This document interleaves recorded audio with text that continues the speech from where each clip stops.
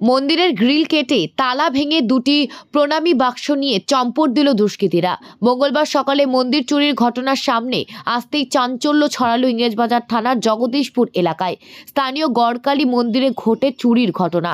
খবর পেয়ে ঘটনাস্থলে পৌঁছায় ইংরেজবাজার থানার সাদা পোশাকের পুলিশ। তার ঘটনার তদন্ত শুরু করেছে। স্থানীয়রা জানিয়েছেন, গড়কালী মন্দিরের গ্রিল গেটে দুটি তালা আটকানো ছিল।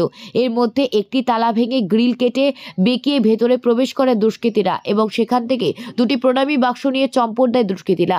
কালী পুজোর পর খোলা হয়নি সেই বাক্স। তাদের অনুমান 5 থেকে 7,000 টাকা ছিল এই প্রণামী বাক্সে। এলাকায় নিরাপত্তার দাবি তুলেছেন তারা।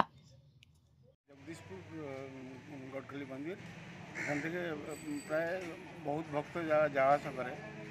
এখানে দানপাত্র থাকে দুটা, একটা বাইরে একটা ভিতরে।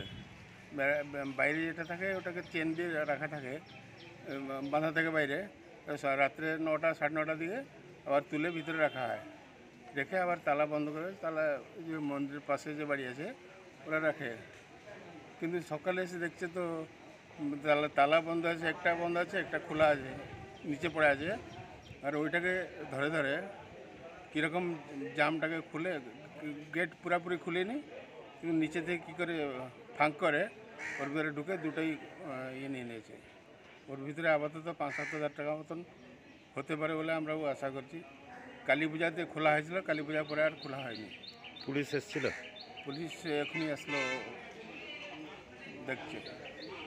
আপনার এখানে তাহলে আমাদের গ্রামে যখন চোর ঢুকেছে, একটু যদি মানে মানে পাহারাদারের ব্যবস্থা হতো তাহলে সরকার থেকে কোনো পুলিশ কি ভলেন্টিয়ার কাউকে দিয়ে রাত্রিতে দেওয়া, তাহলে খুব ভালো হতো।